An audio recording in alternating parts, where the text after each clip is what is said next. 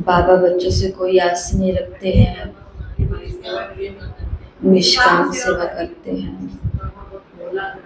भोला ग्राहक है, पुराना लेता है और नया देता है, लेकिन बशर्ते पहले पुराना देना पड़ेगा। पुराने को भी पकड़ के रखें और नया भी लेने की इच्छा रखें तो इतना भी भोला वो नहीं है, पूरा सौदागर भी है। ओम शांति। ओम शांति। बच्चों की जिम्मेवारी, जब बाबा चक्र लगाते हैं, अमृत वेले जब बाबा चक्र लगाने आते हैं, उस समय बच्चों की क्या जिम्मेवारी है उसके विषय में सुनते हैं। बाबा ने कहा, अमृत वेले से अपने भाग्य की लिस्ट निकालो। भाग्यवान बच्चों को अमृत वेले स्वयं बाप उठाते भी हैं और आह्वान भी करते हैं। जो अति स्नेही बच्चे हैं, उनका ये अनुभव है कि सोना चाहें तो भी सोने नहीं दे रहा है, कोई उठा रहा है, कोई बुला रहा है, ऐसा अनुभव होता है ना। अमृत वेले से अपना भाग्य देखा। भक्ति में देवताओं को भगवान समझ भगत घंटे बजाकर उठाते हैं और आपको भगवान खुद उठाते हैं, कितना भाग्य है। अमृत वेले से लेकर बाप बच्चों के सेवाधारी बन सेवा करते हैं और फिर आह्वान करते हैं, आओ बाप समान स्थिति का अनुभव करो, मेरे साथ बैठ जाओ। बाप कहाँ बैठा है? ऊंचे स्थान पर और ऊंची स्थिति में। जब बाप के साथ बैठ जाएंगे तो स्थिति क्या होगी? मेहनत क्यों करते हो? साथ में बैठ जाओ तो संग का रंग स्वतः ही लगेगा। स्थान के प्रमाण स्थिति स्वतः ही होगी। जैसा स्थान होता है वैसी स्थिति स्वतः हो जाती है। तो जैसे स्थान का स्थिति पर प्रभाव पड़ता है, ऐसे अमृत वेले या तो परम धाम में या सूक्ष्म वतन में चले जाओ, बाप के साथ बैठ जाओ। अमृत वेला शक्तिशाली होगा तो सारा दिन स्वतः ही मदद मिलेगी। तो अपने भाग्य को समृद्धि में रखो। वाह मेरा भाग्य। दिनचर्या ही भगवान से शुरू होती है, फिर अपना सारे दिन का भाग्य देखो। बाकी आगे हम कल सुनेंगे। तो क्या कहा बाबा ने? कई पूछते हैं अमृत वेला हम क्या करें, तो आज बाबा ने क्या कहा है? अमृत वेला कभी परम धाम में जहाँ बाबा बैठा है वहाँ बस पास में जाके सामने बैठ जाओ, या वतन के अंदर सूक्ष्म वतन में जहाँ बाबा बैठा है वहाँ पर जाकर के बैठ जाओ और अपने भाग्य की लिस्ट निकालो कि वहाँ घंटे बजा करके देवताओं को भगवान समझ के उठा रहे हैं और यहाँ सच में जो स्वयं भगवान है वो अपने बच्चों को उठा रहे हैं। ना केवल उठा रहे हैं बल्कि उनका आह्वान भी कर रहे हैं कि मेरे जैसे बन जाओ, और जैसा स्थान वैसी स्थिति। तो आज अगस्त का महीना शुरू हो गया है। 1 अगस्त 2026 बाबा के महावाक्य, मीठे बच्चे पर चिंतन छोड़ अपना कल्याण करो, तुम सोने जैसा बनकर औरों को रास्ता बनाओ। पर चिंतन छोड़ अपना कल्याण करो। वो ऐसे हैं, वो ऐसे हैं, इन बातों में कुछ भी नहीं रखा। जिन्होंने ये किया उन्होंने अपना समय बहुत गवा दिया। इसके लिए दुनिया में कहावत है कि दूसरे को कहने से पहले अपनी गिरेबान में झांक के देखो। तो वो गिरेबान कौन सी? ये कपड़ा, ये शरीर नहीं, वो गिरेबान अपना अंतर को। तो हमें कैसा बनना है? सोने जैसा। बाबा ने कहा तुम सोने जैसा बनकर औरों को रास्ता बताओ। प्रश्न है, अशरीरी बनने का अभ्यास जो सदा करते रहते हैं उनकी मुख्य निशानियां सुनाओ। अशरीरी बनने का अभ्यास जो सदा करते रहते उनकी मुख्य निशानी सुनाओ। उत्तर, वे हट से अपनी कर्मेंद्रियों को वश नहीं करते, लेकिन उनकी कर्मेंद्रियां स्वतः ही शीतल हो जाती है। हम आत्मा भाई भाई हैं, ये समृद्धि स्वतः रहती है। देह अभिमान छूटता जाता है, नाम रूप का नशा खत्म हो जाता है, दूसरे की याद नहीं आती। गीत तो प्यार का सागर है, ओम शांति, ओम शांति। बाबा ने कहा ये कोई सिर्फ प्यार का सागर नहीं, ज्ञान का सागर है।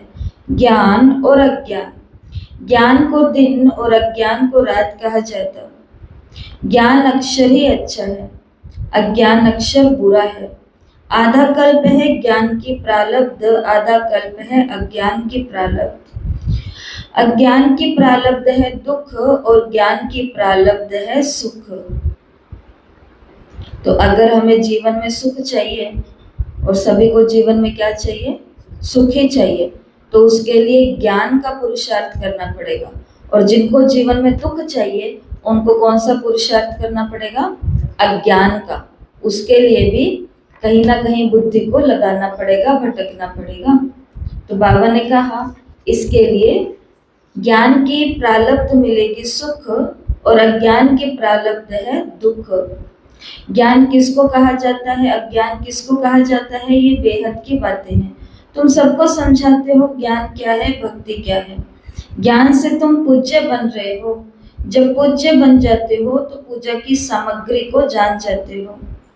ये भी तुम जानते हो कि ये जो मंदिर आदि है ये सब यादगार है। उनकी जीवन कहानी को तुम जानते हो। जो पूजा करने जाते हैं वो खुद ही नहीं जानते। पूजा को भक्ति कहा जाता है। भगवान को भक्तों से मिलना है, भक्ति का फल देने के लिए। सो भगवान ही आकर के पुजारी से पूज्य बनाते हैं। पूज्य सतयुग में, पुजारी कलयुग में होते हैं। तुम बच्चे जानते हो आज क्या है, कल क्या होना है।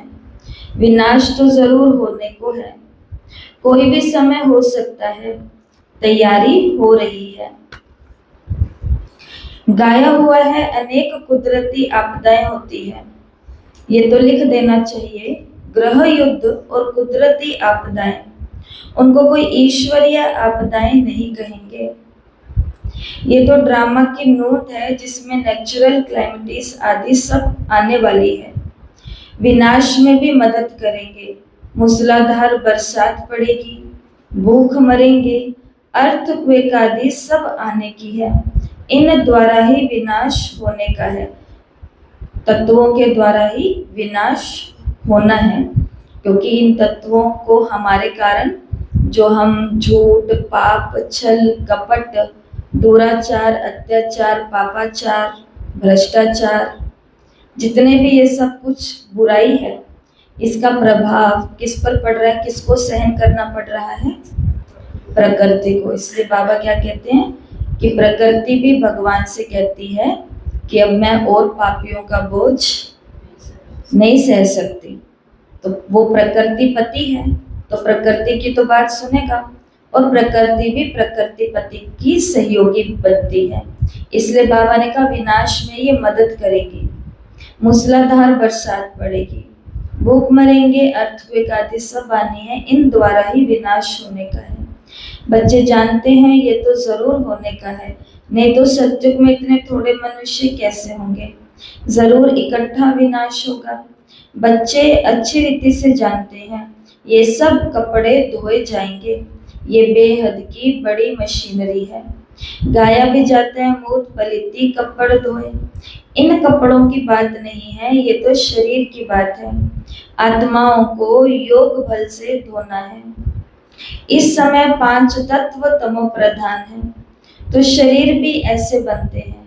पतित पावन बाप आकर पावन बनाते हैं और सब खलास हो जाते हैं। तुम जानते हो पावन कैसे बनते हैं, रास्ता बहुत सहज बताते हैं। मनुष्य तो कुछ भी समझते नहीं। जहाँ जहाँ भक्ति यज्ञ आदि होते हैं वहां जाकर के समझाना चाहिए कि जिनकी तुम भक्ति करते हो उनकी बायोग्राफी समझने से ही तुम देवता बन सकते हो। उनको जीवन मुक्ति कैसे, उन्होंने जीवन मुक्ति कैसे पाई सो तो समझो, तो तुम भी जीवन मुक्ति पा सकते हो। मंदिरों में बैठ जीवन कहानी समझाने से अच्छी रीति समझेंगे। तुम भी बाप से अपनी जीवन कहानी सुनते हो। तुम बच्चों को कितनी समझ मिलती है। परमपिता परमात्मा की जीवन कहानी कोई भी जानते नहीं। सर्वव्यापी कहने से जीवन कहानी थोड़ी हो जाती है। तुम बच्चे अभी परमपिता परमात्मा की जीवन कहानी को जानते हो या नहीं? आदि मध्य अंत को जानते हो? भगवान की जीवन कहानी को जानने का मतलब केवल इतना नहीं, आंखें खोलो कि उसका नाम शिव है, वो परम धाम में रहते हैं, या वो निराकार ज्योति बिंदु है, जन्म मरण में नहीं आते, ये तो सारी बातें हैं ही। लेकिन भगवान की जीवन कहानी यानी उसके आदि मध्य अंत को जानते हैं कि वो प्रारंभ में क्या करता है, मध्य में क्या करता है और अंत में क्या करता है। तो क्या है भगवान का आदि मध्य अंत? आंखें खोलो, क्या है भगवान का आदि मध्य अंत? भगवान का आदि क्या है, प्रारंभ क्या है, मध्य क्या है? प्रारंभ में भी ज्योति बिंदु है, मध्य में भी ज्योति बिंदु है, वो अंत तक ज्योति बिंदु है, ये नहीं। आदि मध्य अंत, उसका रोल क्या है? आदि में, आदि किसको कहते हैं? स्टार्टिंग, शुरुआत में। शुरुआत में भगवान का क्या रोल है? शुरुआत में क्या रोल है? कोई रोल नहीं है, वो बस विश्रामी बनकर विश्राम घर में परम धाम में बैठे हैं। मध्य में क्या रोल है? साक्षात्कार के भक्तों को अलग अलग देवी देवता या जिनको भी वो पूजते मानते हैं तो साक्षात्कार कराना। और अंत में क्या रोल है? स्थापना करने का संगम पर आते हैं।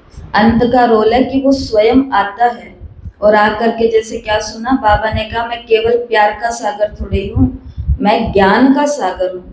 प्यार से नहीं, वो ज्ञान से दुनिया को, मनुष्य आत्माओं को चेंज करता है।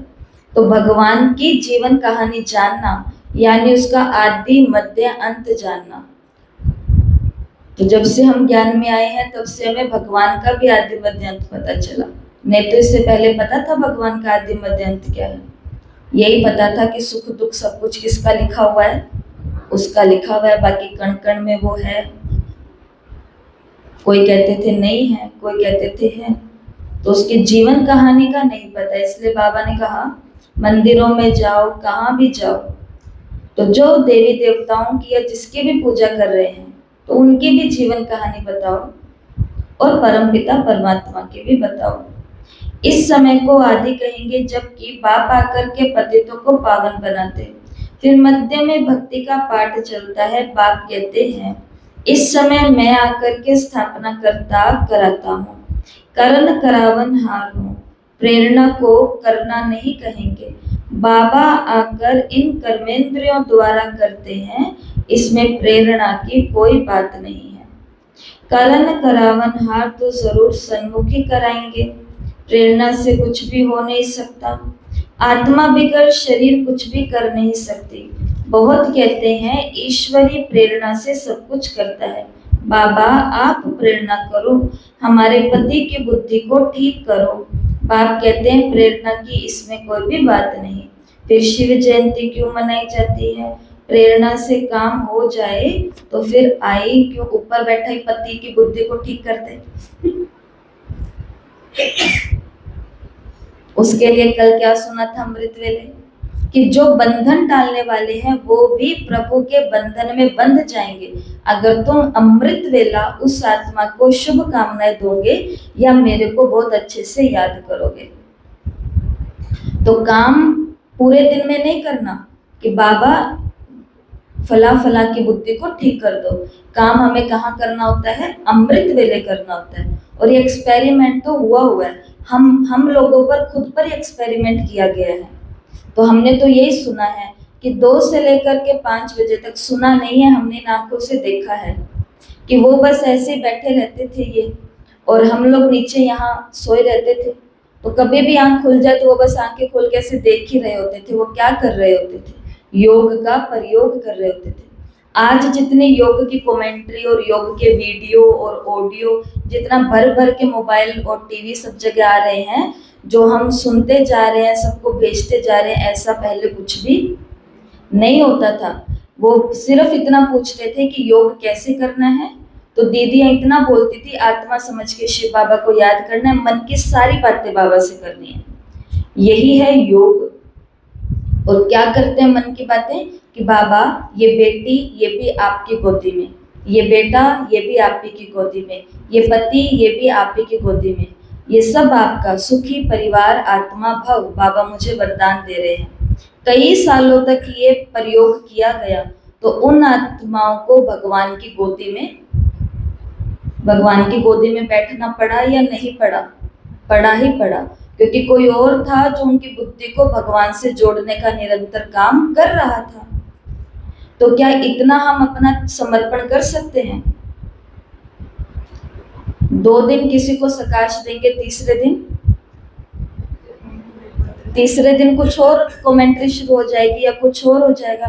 इसके लिए उस दिन आपको 100 शक्तियां बताई थी। उसमें एक शक्ति कौन सी थी? दृढ़ता की शक्ति, कि जो चैरिटी बिगेन्स एट होम, पहले इधर कुछ प्रयोग करके देखना है, कुछ तो एक्सपेरिमेंट करके देखना है। बाकी बाबा ने कहा मैं प्रेरणा से कुछ भी नहीं करूंगा, हिसाब किताब आपके हैं, तो फिर उसको सेटल भी आपको करना पड़ेगा। कैसे?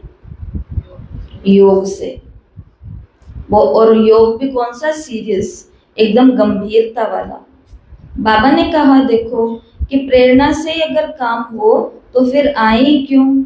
एक तो ईश्वर क्या चीज है ये ही नहीं जानते, सिर्फ कह देते हैं ईश्वर की प्रेरणा से सब कुछ। निराकार प्रेरणा से कैसे करेंगे? वो तो करण करावनहार है ना, वो तो खुद आके करता है, आकर के खुद रास्ता बताते हैं, कर्मेंद्रियों से मुरली चलाते हैं। जब तक कर्मेंद्रियों का आधार ना ले तब तक मुरली कैसे चलाएं? तो बाबा ने कहा ज्ञान का सागर हो तो सुनाने के लिए मुख तो चाहिए ना। अब तुम बच्चों को सारी दुनिया के आदि मध्य अंत का पता पड़ा है, पूरी नॉलेज मिली है, समझते हैं ज्ञान बिगर गति नहीं। ज्ञान कौन दे? अज्ञान मार्ग और ज्ञान मार्ग में फर्क तो देखो, है ना। विज्ञान भी कहते हैं अज्ञान है अंधियारा, बाकी ज्ञान और विज्ञान को हम मुक्ति, जीवन मुक्ति कह देते हैं। तो ज्ञान से मिलती है जीवन मुक्ति और विज्ञान से मिलता है मुक्ति। विज्ञान योग को कहा जाता है और ज्ञान नॉलेज को कहा जाता है। तुमको अब पावन बनने का ज्ञान मिलता है, तुम स्वदर्शन चक्रधारी बनते हो। कोई सुनेंगे तो वंडर खाएंगे, कहेंगे आत्मा ज्ञान लेती है तो आत्मा जरूर संस्कार ले जाएगी ना। मनुष्य से देवता बनते हो तो ज्ञान रहना चाहिए, परंतु बाप समझाते हैं ये पुरुषार्थ है प्रारब्ध के लिए। प्रारब्ध मिल गई फिर ज्ञान की दरकार नहीं। सत्युग है ही तुम बच्चों के लिए प्रारब्ध। ये बातें सुनने से ही वंडर खाएंगे। ये ज्ञान परंपरा क्यों नहीं चलता? बाप कहते हैं ये ज्ञान प्राय लोप हो जाता है। दिन हो गया फिर अज्ञान तो है ही नहीं जो ज्ञान की दरकार रहे। ये भी समझने और समझाने की बातें हैं, फट से कोई समझ नहीं सकते। शिव बाबा भारत में ही आते हैं, बच्चों के लिए सौगात ले आते हैं, भक्ति का फल देने के लिए। अभी कौन सा महीना चल रहा है? श्रावण मास चल रहा है, सावन चल रहा है। अभी सावन में क्या हो गया है शुरू? शिव बाबा की भक्ति बहुत ज्यादा। अभी सब सीरियसली, जो लेट नहाते थे वो जल्दी नहाएंगे और कुछ ना कुछ नियम अपना बनाएंगे कि हमें जानना है और बाबा के साथ ये अपना जो मीटिंग है वो भावना अपनी भर के आनी है हमें। ऐसा ही होएगा ना। और कुछ कुछ लोग हैं वो व्रत भी रखेंगे, पूरा ही सावन, कई है वो फलाहार रहेंगे या कुछ ऐसा होगा। बाबा ने कहा जो ये सब भक्ति हो रही है या हम भी करके आए, उस भक्ति का फल देने के लिए स्वयं शिव बाबा भारत में आते हैं, बच्चों के लिए सौगात ले आते हैं।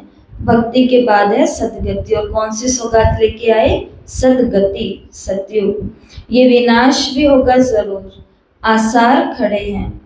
तुम सुनते रहेंगे, चिंगारी लगती है तो 1-2 घंटे में सारा मकान जलकर भस्म हो जाता है। ये कोई नई बात नहीं है, विनाश तो होना जरूर है। सतयुग में होते ही थोड़े मनुष्य श्रेष्ठाचारी, तो श्रेष्ठाचारी बनने में कितनी मेहनत लगती है। माया नाक से एकदम पकड़ लेती है। ऐसे गिरने वालों को चोट बहुत लगती है, टाइम लग जाता है। बड़े ते बड़ी चोट है काम विकार की, इसलिए कहा जाता काम महाशत्रु है। यही पतित बनाते, झगड़ा होता ही है विकार पर। विकार के लिए नहीं छोड़ेंगे तो जरूर कहेंगे इससे तो बर्तन साफ करें वो अच्छा, झाड़ू पोछा लगाएंगी परंतु पवित्र रहेगी, पर इसमें हिम्मत चाहिए। ऐसी माताएं यज्ञ में हुई हैं। बाबा ने कहा कि पवित्रता है तो जीवन है, पवित्रता नहीं तो जीवन नहीं। तुम्हें 2 रोटी चाहिए, किसी के घर झाड़ू पोछा बर्तन करके तुम्हें 2 रोटी मिल जाएगी, लेकिन बच्ची अपना पवित्रता का धर्म मत त्यागना। और ऐसी बहादुर हिम्मत वाली माताएं भी निकली जिन्होंने अपनी प्योरिटी को संभाला। और जो ये बाबा झाड़ू पोछा और बर्तन की बात कर रहे हैं तो वो भी किया, लेकिन इसमें क्या चाहिए? हिम्मत चाहिए। मीरा के गीत गाने के लिए कोई हिम्मत नहीं चाहिए, पर मीरा जैसा बनने के लिए, मतलब लोक लाज को त्यागने के लिए तो क्या चाहिए? हिम्मत चाहिए। इसके लिए जो ऐसी हिम्मत करके बैठे हैं, अगर हम उनको भी सम्मान की नजर से देख सकें तो भी ये हमारा भाग्य होगा। पर हम कई लोग ऐसे देखते हैं जो खुद तो हिम्मत करते नहीं, इतनी सी भी हिम्मत नहीं उनके अंदर अपने किसी भी प्रकार के मोह को, चीज को, व्यक्ति को त्यागने की। लेकिन जो त्याग करके बैठे हैं वो उनकी भी क्या करते रहते हैं? बैठ करके निंदा करते रहते हैं। इन्होंने क्या किया, इनके तो मजे हैं। तो क्या कहा था उस दिन मैंने, मजे क्यों नहीं होंगे? कोई किसी अच्छे ऑफिसर के पीछे जाती है तो भी मजे से रहती है, जो भगवान के पीछे लगे हैं उनके मजे नहीं होंगे तो किसके मजे होंगे इस दुनिया में? और उनके भी मजे ना होए तो फिर ये संसार भगवान को क्या कहेगा कि तुम्हारे पीछे जो लगे वो भी देखो ऐसे हुए। इसके लिए बहादुर बनना है। इसके लिए बाबा ने कहा क्या रखनी है? पवित्र जीवन को जीने के लिए हिम्मत रखनी है। कोई ऑफर नहीं करेगा आकर के, रास्ते बनाने पड़ते हैं। जब कोई बाप की शरण में आते हैं तो माया भी लड़ना शुरू करती है। 5 विकारों की बीमारी और ही अधिक उथल खाती है। पहले इतनी गड़बड़ी नहीं थी, लेकिन ज्ञान में आने के बाद में ये विकार और ज्यादा उथल खाते हैं। ऐसा बाबा ने कहा। पहले तो पक्का निश्चय बुद्धि होना चाहिए, जीते जी मरे हुए हो। यहां से लंगर उठा लिया है, कलयुगी विकारी किनारा तुमने छोड़ दिया है। अब हम यात्रा पर जा रहे हैं, हम अशरीरी हो अपने घर जाते हैं। तो बाबा ने कहा कि बाबा भी हमें शरण में ले लेगा, मतलब अपने घर में रख लेगा। लेकिन उसके लिए पहली प्राथमिकता क्या होनी चाहिए कि जिसको रहना है यहाँ पर, चाहे वो माता है चाहे कोई भी है, वो क्या होना चाहिए? पक्का निश्चय बुद्धि होना चाहिए। ऐसा नहीं कि उधर से थोड़ा दुखी हुए तो आकर के रह लिए, उधर वालों ने एक फोन किया तो फिर चले गए। ऐसे नहीं, बाबा ने कहा पक्का निश्चय बुद्धि कि मैं जीते जी मर चुकी हूँ, मेरा इस कलयुगी विकारी दुनिया से लंगर उठ चुका है और अभी मैं यात्रा पर जा रहा हूँ। आत्मा को ये ज्ञान है कि हम एक शरीर छोड़ करके दूसरे में जाएंगे। हम ग्रस्त व्यवहार में रहते कमल फूल समान पवित्र बन यात्रा पर रहते हैं। बुद्धि में याद रहे कि ये तो कब्रिस्तान है, फिर हम सुख धाम में जाएंगे। हमको बाबा वर्षा देने की युक्ति बता रहे हैं। पावन बनने के लिए हम योग में रहते हैं। याद से ही विकर्म विनाश होंगे, तब आत्मा शरीर छोड़ेगी। यात्रा कितनी वंडरफुल है। सिर्फ बाप को याद करो, अपनी राजधानी को याद करो। इतनी सहज बात भी याद नहीं पड़ती। अल्फ को याद करो बस, परंतु माया वो भी याद नहीं करने देती, मेहनत लगती है। आत्मा को ज्ञान मिला, हमारा बाबा आया हुआ है। आत्मा पढ़ती है ना, आत्मा शरीर द्वारा जन्म लेती है। आत्मा भाई भाई है। देह अभिमान में आने से फिर अनेक संबंध हो जाते हैं। यहाँ तुम भाई बहन हो गए, आपस में भाई भाई भी हो और बहन भाई भी हो। प्रवृत्ति मार्ग है ना, दोनों को वर्षा चाहिए। आत्मा ही पुरुषार्थ करती है, अपने को आत्मा समझना है, यही मेहनत है। देह अभिमान ना रहे, शरीर ही नहीं तो विकार किससे करेंगे। हम आत्मा है, बाप के पास जाना है, शरीर का भान ना रहे। जितना योगी बनते जाएंगे, कर्मेंद्रियां शांत होते जाएंगी। देह अभिमान में आने से कर्मेंद्रियां चंचल होती है। आत्मा जानती है हमको प्राप्ति हो रही है। शरीर से अलग होते जाएंगे तो कर्मेंद्रियां शांत होते जाएंगी। सन्यासी लोग दवाई खाकर कर्मेंद्रियों को शांत करते हैं। वो तो हठ योग हो गया ना, तुमको तो योग से काम लेना है। क्या योग बल से तुम वश नहीं कर सकते हो। जितना आत्म अभिमानी होते जाएंगे तो कर्मेंद्रियां शांत हो जाएगी। बड़ी मेहनत करनी पड़ती है, प्राप्ति तो बहुत ऊंच है ना, और मेहनत छोटी लगने लगती है जब हमको ऊंची प्राप्तियां दिखने लगती है। जैसे आज अमृत वेले में क्या सुना, अमृत वेले अपने भाग्य की लिस्ट को सामने लेकर के आओ कि मुझे मिला क्या है। जैसे एक बात तो बाबा ने बता दी कि स्वयं भगवान घंटी बजाकर उठा रहा है, और उठाता भी और आह्वान भी ऐसा करता है कि परिवार वाले सब लोग बोल रहे हैं कि इतनी जल्दी नहीं उठना, सो जाओ, और वो आत्मा बोल रही है कि क्या करूं बाबा, मुझे सोने ही नहीं दे रहा।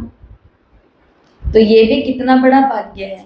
ऐसे बाबा ने कहा कि प्राप्तियां बहुत ऊंची है, तो फिर मेहनत भी थोड़ी बड़ी करनी पड़ेगी या नहीं करनी पड़ेगी।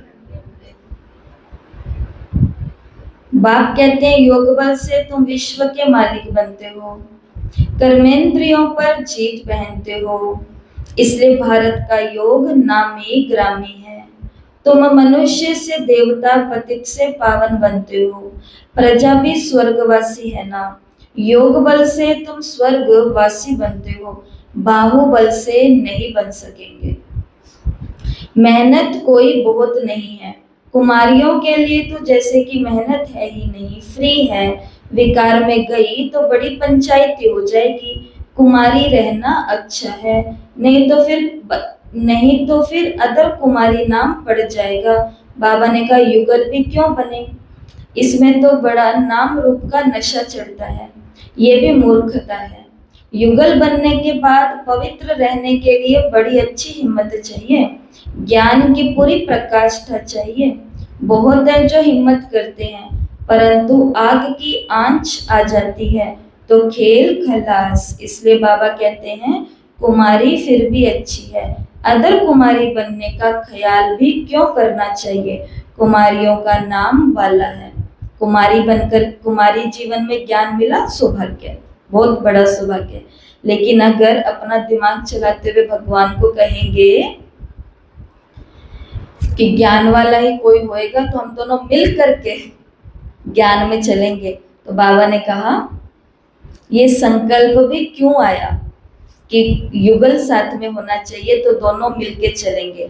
हम कुमारियों की भट्टी थी 7 दिन मधुबन में ट्रेनिंग से पहले, और उस भट्टी के अंदर जब पूरे 7 दिन की भट्टी कंप्लीट हो गई तो लास्ट में क्वेश्चन आंसर सेशन था कि जिस जिस के मन में जो जो प्रश्न है वो पूछो।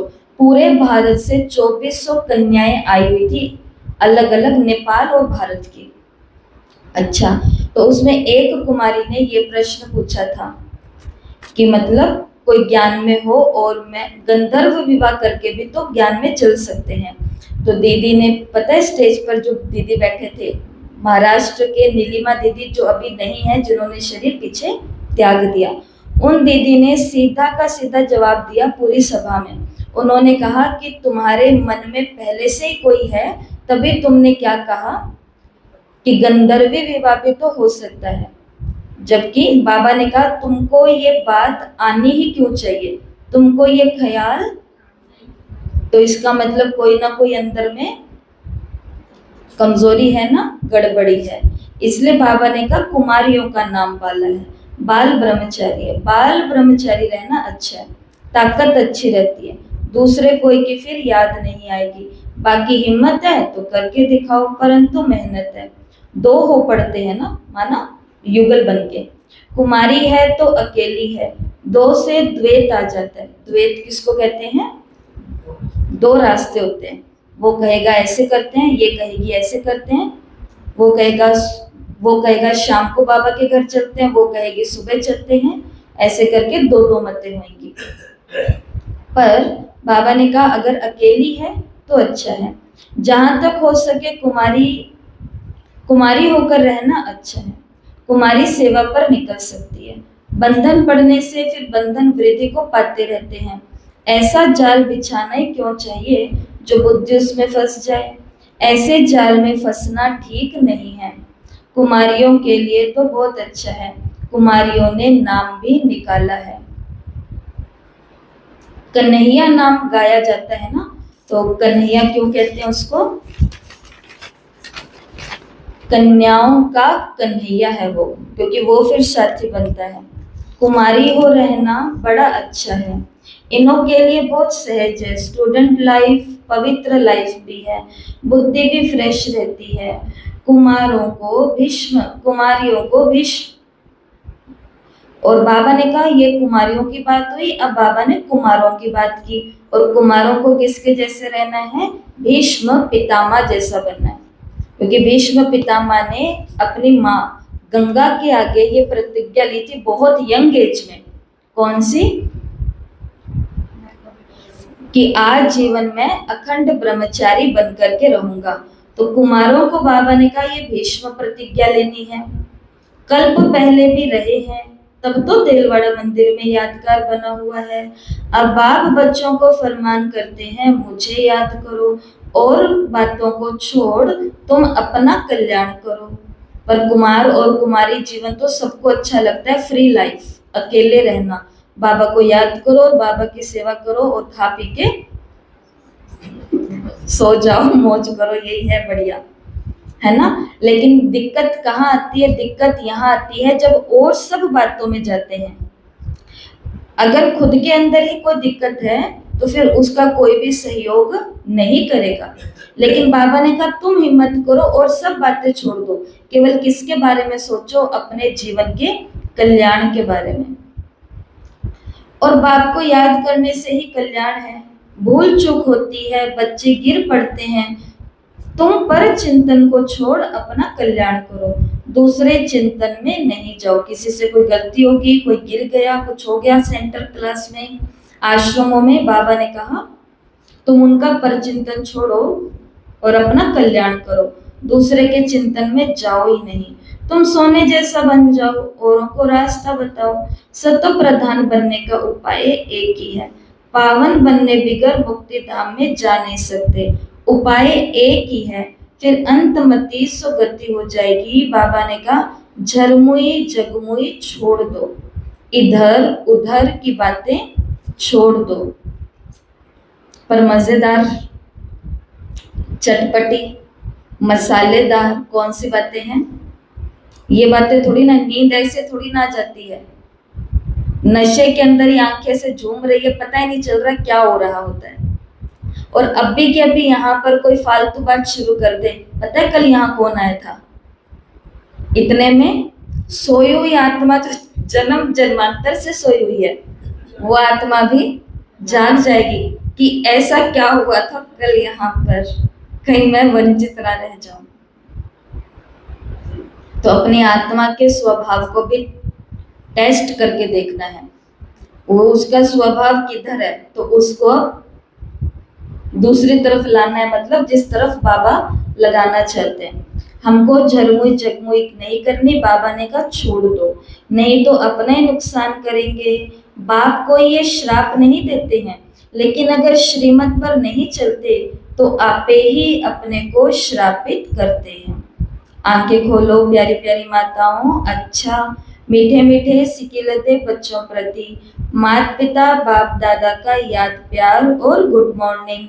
रूहानी बाप की रूहानी बच्चों को नमस्ते। हम रूहानी बच्चों की रूहानी माता पिता बाप दादा को याद प्यार नमस्ते, गुड मॉर्निंग, ओम शांति। शुक्रिया बाबा, शुक्रिया, वाह बाबा वाह। धारणा के लिए मुख्य सार। पता है हम इधर बोलते हैं ना आंखें खोलो, और ये वाली क्लास जिन जिन क्लासों में चलती है तो वो लोग भी आते तो वो कहते दीदी आप बोलते हो आंखें खोलो, तो इधर भी आंखें बंद होती है, हम लोगों की भी आंखें खुल जाती है। तो एक पंथ दो काज हो रहे हैं। पहला, किन बातों का ध्यान रखना है? पहला, निश्चय बुद्धि बन जीते जी इस पुरानी दुनिया से अपना लंगर उठा लेना है। बाप के हर फरमान को पालन कर अपना कल्याण करना है। बाबा के हर आज्ञा को पालन कर अपना कल्याण करना है। देखो बाबा ने क्या कहा कि तुम्हें झरमोई जगमोई में नहीं जाना, छोड़ दो। लेकिन बाबा ने ये भी कह दिया कि ये मैं कोई तुमको श्राप नहीं दे रहा हूँ, क्योंकि वो पिता है तो बस इतना बता रहा है, जैसे एक माँ कहती है कि पढ़ लो नहीं तो ऐसा, टीचर कहता है पढ़ लो नहीं तो ऐसा, तो वो श्राप नहीं देते, वो चेतावनी देते हैं कि कल को हम तो चले जाएंगे आगे, पर जीवन तुम्हारा रहेगा पीछे, दिक्कत तुमको आएगी, हमको दिक्कत नहीं है कोई। ऐसा ही होता है ना। शिव बाबा भी क्या कहते हैं कि बाबा के फरमान को पालन करके अपना कल्याण करना है। दूसरा, दूसरों का चिंतन छोड़ अपनी बुद्धि को स्वच्छ सोने जैसा बनाना है। अगर हम खुद को यज्ञ रक्षक और यज्ञ स्नेही समझते हैं, बहुत बड़ा टाइटल है ये कि मैं यज्ञ रक्षक और यज्ञ स्नेही हूँ, तो कोई बात आपको बताने जरूरी लग रही है तो केवल निमित्त आत्मा को बताओ। एक दूसरे को बताने से वो पर चिंतन की लिस्ट में आ जाएगा। यज्ञ रक्षक तो तभी कहलाएंगे जब जिधर आग की चिंगारी लगी है, चिंगारी लगते ही बता दिया जाए, अगर हमको कुछ मालूम है तो। इसको चुगली करना नहीं कहा जाएगा, इसको व्यर्थ में जाना नहीं कहा जाएगा, इसको दीदी को परेशान करना नहीं कहा जाएगा। इसको क्या कहा जाएगा कि यज्ञ रक्षक बनकर के मैंने सिर्फ बताया कि दीदी बहन जी यहाँ दिक्कत चल रही है, आप थोड़ा देख लेना। और अगर हमसे ये भी नहीं हो सकता, कुछ नहीं हो सकता, तो कम से कम बाबा ने कहा हम दूसरों के चिंतन को छोड़ के अपनी बुद्धि को सोने जैसा तो बनाने का पुरुषार्थ कर सकते हैं। झरमुई चगमुई में अपना समय नष्ट नहीं करना, बल्कि बाबा ने कहा योग बल से अपनी कर्म इंद्रियों को शांत और शीतल बनाना है। तो ये सबसे ज्यादा जरूरी किनके लिए है? जो परिवारों में रहते हैं, तो उनको क्या करना है? अधिक से अधिक योग का बल इकट्ठा करना है और इन सर्व कर्मेंद्रियों को शांत और शीतल बनाना है।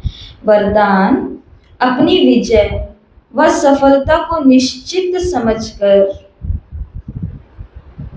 अपनी विजय व सफलता को निश्चित समझकर सदा निश्चिंत रहने वाले निश्चय बुद्धि भव। निश्चित, निश्चिंत, निश्चय बुद्धि। बाबा ने कहा जो बच्चे सदा बाप में, स्वयं के पाठ में और ड्रामा के हर सेकंड की एक्ट में 100% निश्चय बुद्धि हैं, उनकी विजय व सफलता निश्चित है। निश्चित विजय होने के कारण वे सदा निश्चिंत रहते हैं। उनको पता है कि विजय तो हुई पड़ी है। उनके चेहरे से चिंता की कोई भी रेखा दिखाई नहीं देंगी। उन्हें सदा निश्चय रहता है कि ये कार्य व ये संकल्प सिद्ध हुआ ही पड़ा है। उन्हें कभी किसी बात में क्वेश्चन नहीं उठ सकता, कोई भी प्रकार का क्वेश्चन नहीं उठ सकता कि सफलता मिलेगी या नहीं मिलेगी, विजय होगी या नहीं होगी, वहां पहुंच पाएंगे या नहीं पहुंच पाएंगे, ये काम हो पाएगा सेवा पर या टाइम पर या नहीं हो पाएगा। बाबा ने कहा हाँ उसके लिए पुरुषार्थ तो करना पड़ेगा, लेकिन दिमाग के अंदर ये बात पक्की होगी कि कार्य और संकल्प तो सिद्ध हुआ ही पड़ा है। स्लोगन, सुनने सुनाने में भावना और भाव को बदल देना ही वायुमंडल खराब करना है। सुनने और सुनाने में भावना और भाव को बदल देना ही वायुमंडल खराब करना है। ये देखो बाबा ने कितनी गंभीर बात करी। हम भगवान के सब बच्चे हैं और हम सब बच्चे एक ही भगवान से एक ही स्थानों पर बैठ करके एक ही जैसी पालना लेते हैं। मानो बहन जी ने कहा कि आप कल क्यों नहीं आए, ये बात यहीं पर ही खत्म हो गई थी। इधर ने कहा, उधर ने सुन लिया, हो गई बात। लेकिन यहाँ से बाहर निकलते ही साथ वाले ने अपने सुनने और सुनाने से उनकी भाव और भावना को बदल दिया कि देखा उन्होंने ऐसा कहा तो बहन जी ने कुछ नहीं कहा, लेकिन आप एक दिन नहीं गए तो देखा दीदी ने बोल दिया ना। सामने वाला उस बात को भूल ही चुका था, ये आत्मा उस बात को भूल ही चुकी थी मानो, पर मैंने इस आत्मा को फिर से ऐसा सुना करके उसके भाव और भावनाएं क्या करती, बदलती। और इससे फिर क्या हो जाएगा, वायुमंडल खराब हो जाएगा। और इस वायुमंडल को बनाने के लिए बहुत मेहनत लगती है।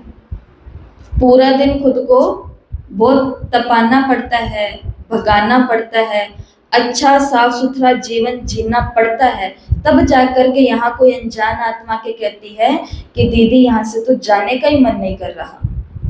लेकिन अगर हम ऐसे भाव और भावनाओं को बदल देंगे और वायुमंडल को भारी और खराब कर देंगे तो इसका भी दोष किसके ऊपर आ जाएगा, खुद पर आ जाएगा ना। इसलिए आज ज्ञान सागर शिव बाबा ने हमें ज्ञान की नई पॉइंट दी है कि अपने सुनने और सुनाने में भाव और भावना को बदल नहीं देना है हमें, ताकि इससे वायुमंडल भी खराब नहीं हो, बल्कि दूसरा रूप अपनाना है, यज्ञ नहीं बन करके कोई बात नहीं, कोई बात नहीं, कोई बात नहीं। ये अव्यक्त इशारे तो आज से अगस्त मास शुरू हो चुका है और पूरे अगस्त मास के अव्यक्त इशारों का टाइटल रहेगा, टॉपिक रहेगा, अपवित्रता के बीज को समाप्त कर संपूर्ण स्वच्छ अर्थात पवित्र बनो। बाबा ने कहा संपूर्ण पवित्रता के हिसाब से व्यर्थ संकल्प भी अपवित्रता का बीज है। व्यर्थ संकल्प चलना मेजॉरिटी बच्चों में अभी ये संस्कार रहा हुआ है। व्यर्थ संकल्प का आधार मन है, जो मन मनाभव होने नहीं देता। इसलिए श्रीमत रूपी लगाम को टाइट कर व्यर्थ संकल्पों की अपवित्रता को खत्म करो। तो आज पूरे दिन का टास्क, पूरे दिन का होमवर्क यही है, अपने मन को चेक करना है और श्रीमत की लगाम को टाइट करना है। जब जब व्यर्थ चिंतन चले तो क्या बोलना है कि व्यर्थ चिंतन करना मेरे लिए मना है, मेरे लिए मना है। ठीक है, तो इस अपवित्रता के बीज को खत्म करना है। और आज का स्वमान, मैं निश्चिंत और निश्चय बुद्धि आत्मा हूँ। मैं निश्चिंत और निश्चय बुद्धि आत्मा हूँ, तो किसी भी बात की चिंता नहीं करनी। जब मैं अच्छी हूँ, मेरे कर्म अच्छे हैं और अच्छे से अच्छे बाबा को भी मैं याद रखती हूँ, तो मेरे को विजय और सफलता अवश्य ही प्राप्त होगी। तो निश्चिंत और निश्चय बुद्धि। अच्छा, ओम शांति।